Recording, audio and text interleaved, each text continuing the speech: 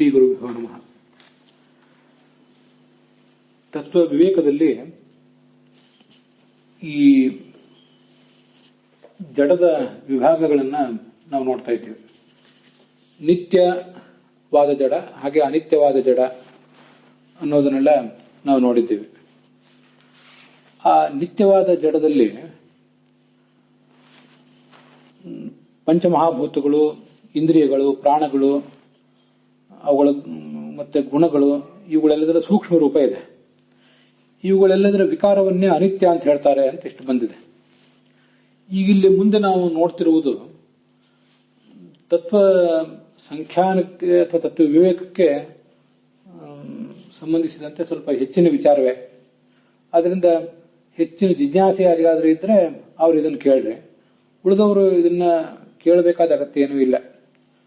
ಮುಂದಿನ ಬೇರೆ ಬೇರೆ ಗ್ರಂಥಗಳಲ್ಲಿ ಬ್ರಹ್ಮಸೂತ್ರ ಭಾಷ್ಯ, ಭಾಗವತ ತಾತ್ಪರ್ಯ ಇತ್ಯಾದಿಗಳಲ್ಲಿ ಅದು ವಿವರವಾಗಿ ಬಂದೇ ಇದೆ. ಇಂದ್ರಿಯಗಳ ಬಗ್ಗೆ ನಿರ್ದಿಷ್ಟವಾಗಿ ನಾವಿಲ್ಲಿ ನೋಡಬೇಕು ಇವತ್ತು. ಹಾಗೆಯೇ ಉಳಿದ ಭೂತಗಳು ಇತ್ಯಾದಿಗಳ ಬಗ್ಗೆನೂ ಕೂಡ ಗಮನಿಸಬೇಕು. ಇಂದ್ರಿಯಗಳನ್ನ 5 ಇಂದ್ರಿಯಗಳು, 5 ಕರ್ಮೇಂದ್ರಿಯ, 5 ಜ್ಞಾನೇಂದ್ರಿಯ ಮತ್ತು ಮನಸ್ಸು ಇದನ್ನು ಇಲ್ಲಿ ತಗೊಂಡಿದ್ದಾರೆ. ಅಲ್ಲಿ ತತ್ವ ಸಂಖ್ಯಾನದಲ್ಲಿ ಮನಸ್ಸು ಮತ್ತು ಬುದ್ಧಿ ಎರಡನ್ನೂ ತಗೊಂಡಿದ್ದಾರೆ. ಬುದ್ಧಿರ್ ಮನಃ ಅಂತ. ಇವೆಲ್ಲವೂ ಕೂಡ ನಿತ್ಯ ಅಂತ ಇಲ್ಲಿ ವರ್ಣನೆ ಮಾಡಿದ್ದಾರೆ ತತ್ವ ವಿವೇಕದಲ್ಲಿ. ಇವೆಲ್ಲವೂ ಅಸಂಸೃಷ್ಟ ಅನಿತ್ಯ ಅಂತ ಅಲ್ಲಿ ತತ್ವ ವಿವೇಕದಲ್ಲಿ, ತತ್ವ ಸಂಖ್ಯಾನದಲ್ಲಿ ವರ್ಣನೆ ಮಾಡಿದ್ದಾರೆ. ಇಲ್ಲೊಂದು ಪ್ರಶ್ನೆ, ಈ ಇಂದ್ರಿಯಗಳು ಎಲ್ಲಿಂದ ಬಂದವು? ಅವಾಗಿನ್ನೂ ದೇಹವೇ ಬಂದಿಲ್ವಲ್ಲ ಅಂತ ಒಂದು ಪ್ರಶ್ನೆ. ನಾವೀಗ ಇಡೀ ವಿಶ್ವವನ್ನ 3 ಸ್ಲ್ಯಾಬ್ನಲ್ಲಿ ವಿಭಾಗಿಸಿ ನೋಡಿದ್ದೀವಿ. ಒಂದು ಪ್ರಕೃತಿ, ಅದಾದ್ಮೇಲೆ ಬರುವಂಥವು ಮಹತ್ತತ್ವ ಮೊದಲಾದವುಗಳು, ಅದಾದ್ಮೇಲೆ ಬರುವಂಥವು ಬ್ರಹ್ಮಾಂಡ ಮತ್ತು ಬ್ರಹ್ಮಾಂಡದ ಒಳಗಿನ ವಸ್ತುಗಳು ಅಂತ. ಆ ಬ್ರಹ್ಮಾಂಡದ ಒಳಗಿನ ವಸ್ತುಗಳಲ್ಲೇ ನಿಮ್ಮ ದೇಹ, ಎಲ್ಲ ದೇಹಗಳು ಕೂಡ ಸೇರಿಕೊಂಡಿವೆ. ಆ ದೇಹಗಳೇ ಇಲ್ಲ ಇನ್ನು. ದೇಹಗಳು ಬರುವುದು ಆಮೇಲೆ, ಅದಕ್ಕಿಂತ ಮುಂಚೆ ಇಂದ್ರಿಯಗಳು ಬರುವುದು ಎಲ್ಲಿಂದ ಅಂತ ಒಂದು ಪ್ರಶ್ನೆ. ಅಲ್ಲಿ ಇರುವುದು ಮಹತ್ತತ್ವ, ಅಹಂಕಾರ ತತ್ವ ಮೊದಲಾದದ್ದೆಲ್ಲವೂ ಕೂಡ ಅಲ್ಲಿದ್ದೇ ಇದೆ. ಅವೆಲ್ಲದರ ಜೊತೆಗೆ ಇಂದ್ರಿಯಗಳು ಬರುವುದು ಎಲ್ಲಿಂದ? ಇದೊಂದು ಪ್ರಶ್ನೆ. ಅದಕ್ಕೆ ಆ ಇಂದ್ರಿಯದ ಬಗ್ಗೆ ಬ್ರಹ್ಮಸೂತ್ರ ಭಾಷ್ಯ ಮತ್ತು ಭಾಗವತ ತಾತ್ಪರ್ಯ ಹಾಗೆ ಬೃಹದಾರಣ್ಯಕ ಭಾಷ್ಯ ಅಲ್ಲಿ ಏನು ಬಂದಿದೆ ಅನ್ನೋದನ್ನು ಸ್ವಲ್ಪ ಗಮನಿಸಬೇಕು. ನಮಗೆ ಇಂದ್ರಿಯಗಳು ಅಂದ್ರೆ ಏನು ಮತ್ತು ಅವು ಮೂಲತಃ ಎಲ್ಲಿ ಇರ್ತವೆ, ಅದರಲ್ಲಿ ಎಷ್ಟು ವಿಧ ಅನ್ನೋದನ್ನೆಲ್ಲ ಗಮನದಲ್ಲಿ ತಂದ್ಕೋಬೇಕು ನಾವು ಮೊದಲಿಗೆ. ಅದು ನಮ್ಗೆ ಗೊತ್ತಿರಬೇಕು. 11 ಇಂದ್ರಿಯಗಳು ಅಥವಾ 12 ಇಂದ್ರಿಯಗಳು ಅಂತ ಒಂದ್ಸರಿ ನಾವು ಈಗಾಗಲೇ ಹೇಳಿದ್ದೇವೆ. ಅದಷ್ಟೇ ಅಲ್ಲ, ಇಂದ್ರಿಯಗಳು 11 ಅಂತನ್ನೋದು ಅವುಗಳ ಸಂಖ್ಯೆ ಆಯಿತು. ಅವು ಎಷ್ಟು ವಿಧ ಅಂತ, ವಿಧ ಎಷ್ಟು ಅಂತ ಪ್ರಶ್ನೆ ಬಂದಾಗ, ಜೀವ ನಮ್ಮ ಸಿದ್ಧಾಂತದಲ್ಲಿ ಸಾಕಾರ, ನಮಗಿದು ಗೊತ್ತಿದೆ. ಅವನಿಗೆ ಕೈ, ಕಾಲು ಮೊದಲಾದ ಅಂಗಾಂಗಗಳು ಇವೆ, ಕರ್ಮೇಂದ್ರಿಯಗಳು ಇವೆ, ಹಾಗೆ ಜ್ಞಾನೇಂದ್ರಿಯಗಳು ಇವೆ. ಕಣ್ಣು, ಕಿವಿ ಮೊದಲಾದದ್ದೆಲ್ಲ ಇದ್ದೇ ಇದೆ. ಅವೆಲ್ಲವೂ ಜೀವ ಸ್ವರೂಪವಾದಂತಹ ಅಪ್ರಾಕೃತವಾದಂತಹ ಕರ್ಮೇಂದ್ರಿಯಗಳು ಮತ್ತು ಜ್ಞಾನೇಂದ್ರಿಯಗಳು. ಇದಲ್ಲದೇನೆ ಜಡವಾದಂತಹ ಇಂದ್ರಿಯಗಳಿವೆ. ಆ ಜಡವಾದಂತಹ ಇಂದ್ರಿಯಗಳು, ಅದ್ರ ಬಗ್ಗೆ ಈಗಿಲ್ಲಿ ತತ್ವ ಸಂಖ್ಯಾನದಲ್ಲಿ ಮತ್ತು ತತ್ವ ವಿವೇಕದಲ್ಲಿ ಹೇಳ್ತಿದ್ದಾರೆ. ಆ ಜಡವಾದ ಇಂದ್ರಿಯಗಳು ಎರಡನೇ ಇಂದ್ರಿಯಗಳು. ಸ್ವರೂಪಭೂತ ಇಂದ್ರಿಯಗಳು ಮೊದಲನೇದ್ದು, ಜಡವಾದ ಇಂದ್ರಿಯಗಳು ಎರಡನೇದು. ತತ್ವ ಸಂಖ್ಯಾನ ತತ್ವ ವಿವೇಕದಲ್ಲಿ ಹೇಳಲ್ಪಟ್ಟವು. ಅದ್ರ ಬಗ್ಗೆ ನಾವು ಬ್ರಹ್ಮಸೂತ್ರ ಭಾಷ್ಯ, ಭಾಗವತ ತಾತ್ಪರ್ಯ, ಬೃಹದಾರಣ್ಯಕದಲ್ಲಿ ನೋಡಬೇಕಾಗಿರೋದು. ಮೂರನೇದ್ದು ಅಂದ್ರೆ ಈಗ ನಮ್ಮ ಕಣ್ಣು ಅಂದ್ಕೊಂಡ್ರೆ ನಾವು ಯಾವುದು ಕಣ್ಣನ್ನು ಗುರುತಿಸ್ತೀವಿ. ನಿಮ್ಮ ಕಣ್ಣು ಅಂದ್ರೆ ನಿಮ್ಮ ಕಣ್ಣನ್ನು ನಾವು ಕಣ್ಣಾರೆ ನೋಡಿದ್ದೀವಿ.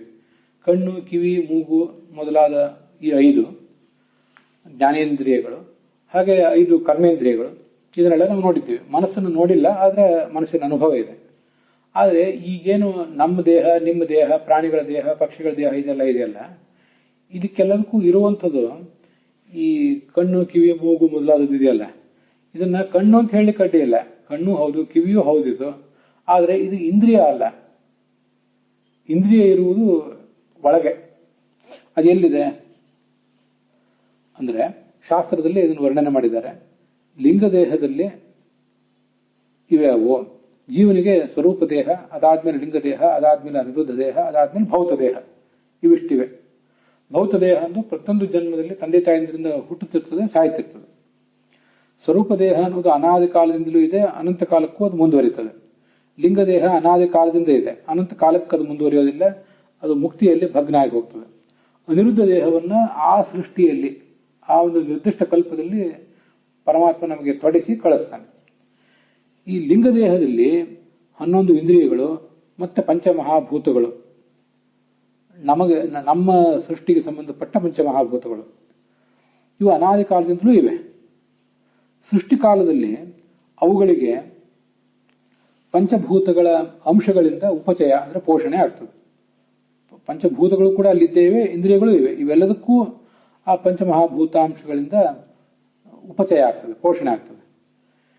ಈ ಜೀವ ನಾನು ಈಗಾಗಲೇ ಹೇಳಿದೆ, ಸ್ವರೂಪ ದೇಹ ಅನಾದಿ ಕಾಲದಿಂದ ಇದೆ, ಅದಕ್ಕೆ ಅನಿರುದ್ಧ ದೇಹ, ಅದಕ್ಕೆ ಲಿಂಗ ದೇಹ ಇದೆ, ಅದರ ಹೊರಗೆ ಅನಿರುದ್ಧ ದೇಹ ಇದೆ, ಅದರೊಳಗೆ ಭೌತ ದೇಹ ಇದೆ ಅಂತ ಹೇಳಿದ್ನಲ್ಲ.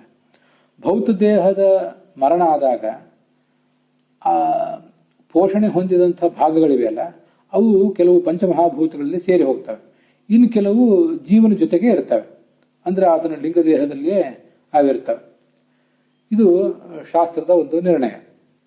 ಈ ದೇಹಗಳೇನು, ಈ ಇಂದ್ರಿಯಗಳೇನಿವೆಯಲ್ಲ, ಲಿಂಗದೇಹದಲ್ಲಿ ಅನಾದಿ ಕಾಲದಿಂದಲೂ ಇರುವಂತಹ ಪಂಚಮಹಾಭೂತಗಳ ಜೊತೆಗೆ ಇರುವಂತಹ 11 ಇಂದ್ರಿಯಗಳಿವೆಯಲ್ಲ, ಅವುಗಳನ್ನೇ ಇಲ್ಲಿ ತತ್ವಸಂಖ್ಯಾನದಲ್ಲಿ ಮತ್ತು ತತ್ವ ವಿವೇಕದಲ್ಲಿ ಆ 24 ತತ್ವಗಳಲ್ಲಿ ಸೇರಿಸಿ, 24 ಅಥವಾ 23 ತತ್ವಗಳಲ್ಲಿ ಅವುಗಳನ್ನು ಸೇರಿಸಿ ವರ್ಣನೆ ಮಾಡಿರೋದು.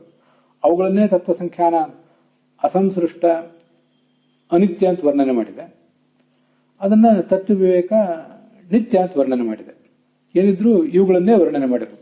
ಇದು ನಮಗೆ ಬೇಸಿಕಲಿ ಗೊತ್ತಿರಬೇಕು. ಮುಕ್ತಿಗೆ ಹೋಗುವಾಗ ಲಿಂಗದೇಹವು ಭಗ್ನ ಆಗ್ತದೆ. ಲಿಂಗದೇಹದಲ್ಲಿರುವ ಪಂಚಮಹಾಭೂತಗಳ ಅಂಶಗಳು 11 ಇಂದ್ರಿಯಗಳು ನಷ್ಟ ಆಗಿ ಹೋಗ್ತವೆ.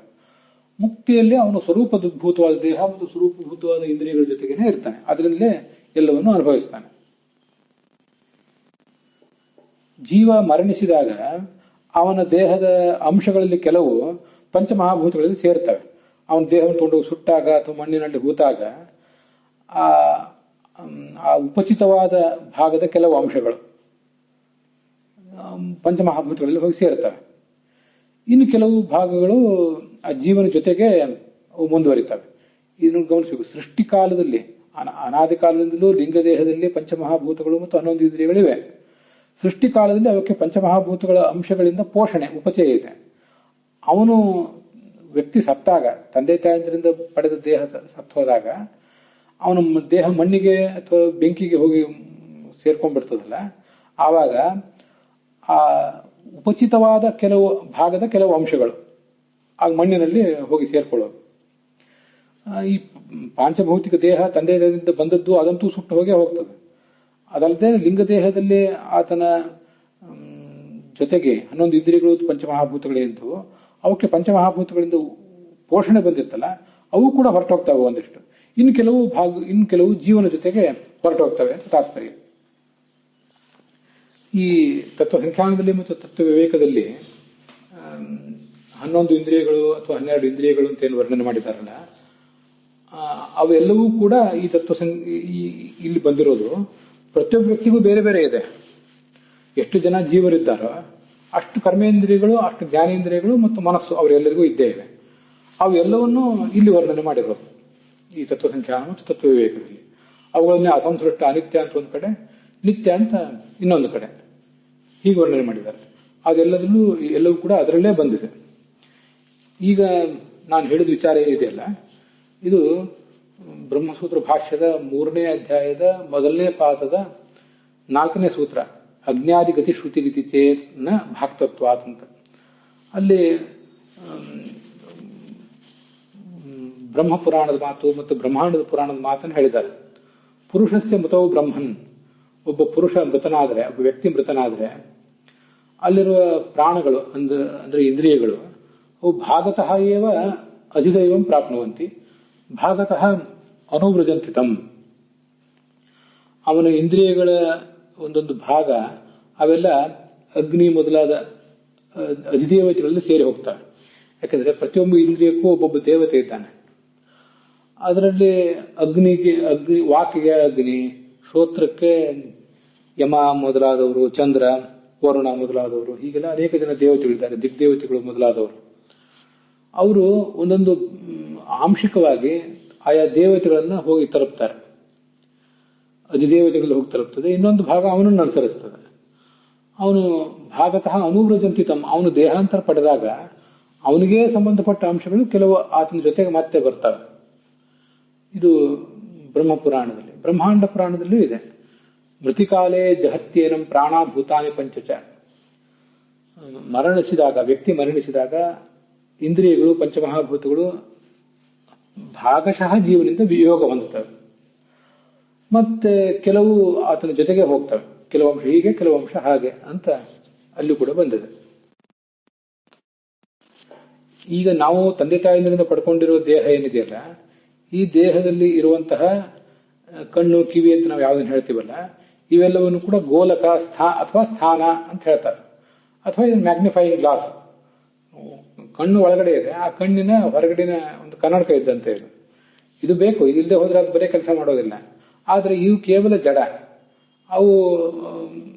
ಅವು ಜಡನೆ, ಆದ್ರೆ ಅನಾದಿ ಕಾಲದಿಂದಲೂ ಜೀವನ ಜೊತೆಗೆ ಅವು ಇದ್ದೇ ಇರ್ತವೆ. ಇದೇ ವಿಷಯ ಬ್ರಹ್ಮಸೂತ್ರ ಭಾಷ್ಯದ 2ನೇ ಅಧ್ಯಾಯದ 4ನೇ ಪಾದದಲ್ಲಿ ಕೂಡ ಆರಂಭದಿಂದಲೇ ಅದು ಬಂದಿದೆ. ಅಲ್ಲಿ ಓಂ ತಥಾ ಪ್ರಾಣಾಹ ಅಂತ ಒಂದು ಸೂತ್ರ, ಮತ್ತೆ ಗೌಣ್ಯ ಸಂಭವಾತ್ ಅಂತ ಇನ್ನೊಂದು ಸೂತ್ರ. ಅಲ್ಲಿ ಮಹಾಭಾರತದ ಭವಿಷ್ಯತ್ ಪರ್ವದ ಒಂದು ಶ್ಲೋಕ ಉದ್ಧರಿಸಿದ್ದಾರೆ.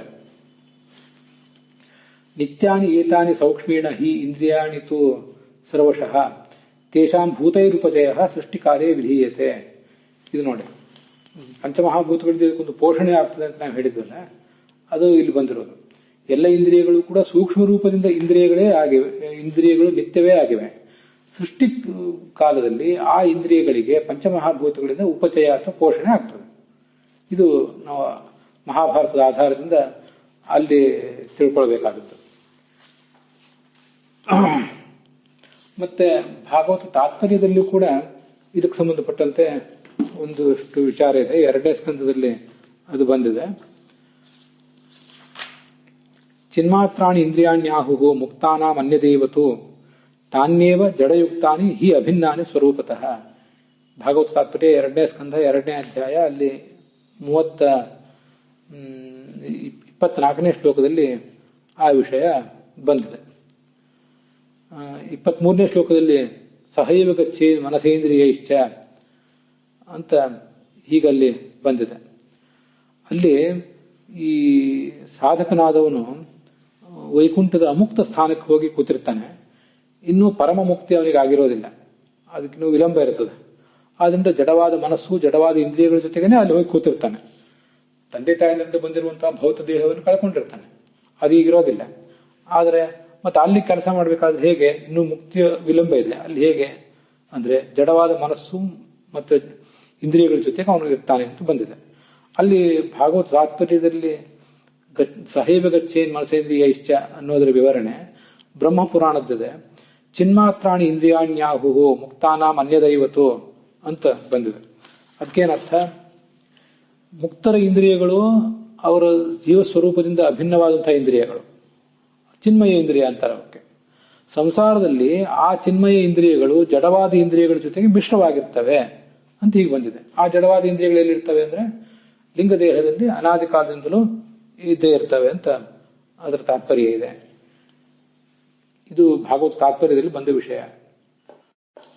ಬೃಹದಾರಣ್ಯಕ ಉಪನಿಷತ್ತಿನ 3ನೇ ಅಧ್ಯಾಯ ಅಥವಾ 5ನೇ ಅಧ್ಯಾಯ ಅಲ್ಲಿ ಆರ್ತಭಾಗ ಬ್ರಾಹ್ಮಣ ಅದರೊಂದು ಅಧ್ಯಾಯದ ಭಾಗ, ಅಲ್ಲಿ ಕೊನೆಯ ಮಂತ್ರ ಒಂದಿದೆ. ಅಲ್ಲಿ ಕೂಡ ಒಂದಿಷ್ಟು ವಿಷಯಗಳು ಬಂದಿವೆ. ಆದರೆ ಅಲ್ಲಿ ಈ ಜಡವಾದ ಇಂದ್ರಿಯಗಳ ಬಗ್ಗೆ ಬಂದಿಲ್ಲ, ಇಂದ್ರಿಯ ದೇವತೆಗಳ ಬಗ್ಗೆ ಮಾತ್ರ ಬಂದಿದೆ. ಅದು ಕೂಡ ನಮಗೆ ಗೊತ್ತಿರಬೇಕು. ದೇಹಾದುತ್ಕ್ರಮ್ಯ ಯಾತಾನಾಂ ದೇವಾ ಭಾಗತ ಏವತು ಸಾಧಿದೈವಂ ವ್ರಜಂತ್ಯತ್ಯ ಭಾಗತಃ ಅನುವ್ರಜಂತಿತಂ. ಜೀವ ಮರಣ ಹೊಂದಿದಾಗ ಇಂದ್ರಿಯಾಭಿಮಾನಿ ದೇವತೆಗಳು ಒಂದು ರೂಪದಿಂದ ವಿಷ್ಣುವಿನ ಜೊತೆಗೆ ಹೋಗ್ತಾರೆ. ತಮ್ಮನ್ನು ಕರ್ಕೊಂಡು ಹೋಗಲಿಕ್ಕೆ ಕರ್ಕೊಂಡು ಹೋಗುವಂತಹ ವಿಷ್ಣುವನ್ನೇನು ಬಂದಿರ್ತಾನೆ ಅವನು ಹಿಂಬಾಲಿಸ್ತಾರೆ. ಇನ್ನೊಂದು ರೂಪದಿಂದ ತಮ್ಮ ಮೂಲ ರೂಪಕ್ಕೆ ಹೋಗ್ತಾರೆ. ಮತ್ತೊಂದು ರೂಪದಿಂದ ಉತ್ಕ್ರಮಿಸಿದ ಜೀವನ ಜೊತೆಗೆ ಇರ್ತಾರೆ. ಜೀವ ಹುಟ್ಟುವಾಗ ಮತ್ತೆ ಹುಟ್ಟುತ್ತಾರೆ ಅಂತ ಹೀಗೆಲ್ಲ ಒಂದಿಷ್ಟು ವಿಷಯ ಅಲ್ಲೂ ಕೂಡ ಬಂದಿದೆ. ಅಲ್ಲಿಗೆ ಇವತ್ತಿನ ಭಾಗ ಸಮಾಪ್ತ ಆಗಿದೆ.